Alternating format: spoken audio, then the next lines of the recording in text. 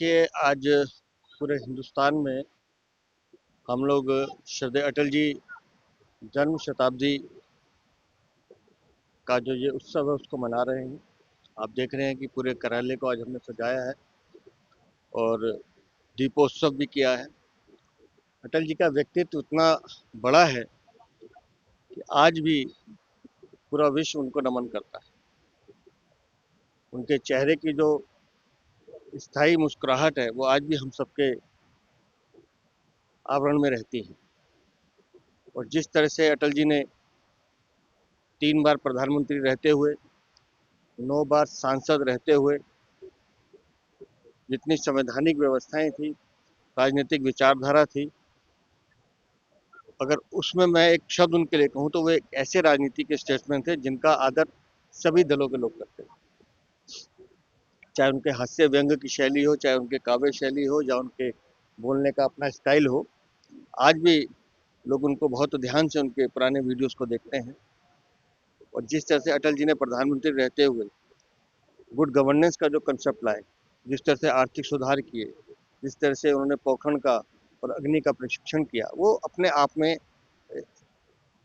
एक ऐसे कीर्तिमान है जो आज भी देश स्मरण करता है। उनका एक ही मत था कि भारत एक ऐसा राष्ट्र है जहां सपने देखे जाते हैं और सपने पूरे किए जाते हैं। वो अपने देश को समृद्ध और मजबूत देखना चाहते थे और मुझे खुशी इस बात की है, उनके इस सपने को आज हमारे प्रधानमंत्री श्रीमान नरेंद्र मोदी जी पूरा कर रहे हैं। और आज भारत विश्व की एक बड़ी आर्थिक शक्ति के साथ साथ विश्व गुरु बनने की ओर अग्रसर है। तो सही मायनों में जिस भारत को वो विश्व गुरु देखना चाहते थे, उस दिशा में आज माननीय प्रधानमंत्री काम कर रहे हैं। आज पूरा देश, अगले सप्ताह भर हम श्रद्धेय अटल जी के स्मृति में कई तरह के कार्यक्रम करेंगे। हम प्रदर्शनी भी लगाने वाले हैं, रक्तदान शिविर लगाएंगे, हेल्थ कैंप लगाएंगे, और हम हर विधानसभा पे एक सम्मेलन करने जा रहे हैं जिसमें अटल जी के विचारों पर, अटल जी के व्यक्तित्व पर हमारे कई बड़े वक्ता भी उसमें अपना वक्तव्य रखेंगे। और पूरे 7 दिन ये जो होंगे, ये सप्ताह पूरा अटल जी की स्मृति में हम लोग मनाने वाले हैं। सर, कल अटल कैंटीन में कई जगहों पे अटल कैंटीन की भी शुरुआत की जा रही है। देखिए, मैं दिल्ली की सरकार को बधाई देता हूँ कि कल अटल जी के जन्म दिवस पर वो 50 से ज़्यादा अटल कैंटीन का शुभारंभ कर रहे हैं।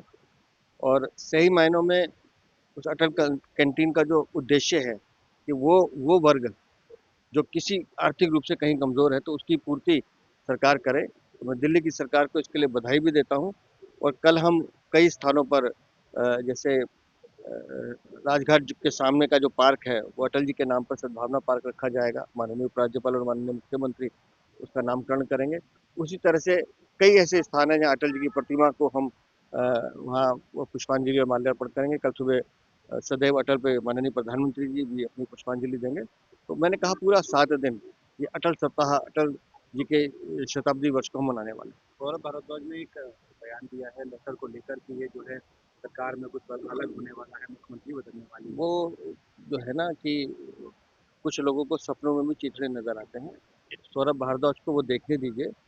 और दिल्ली की सरकार पिछले 10 महीनों से जो इनके 12 साल के पाव है, अभी तो उन्हीं को धोने का काम कर रहे हैं।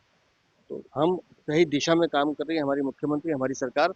और आने वाले समय में दिल्ली आपको बदलती हुई दिखाई देगी।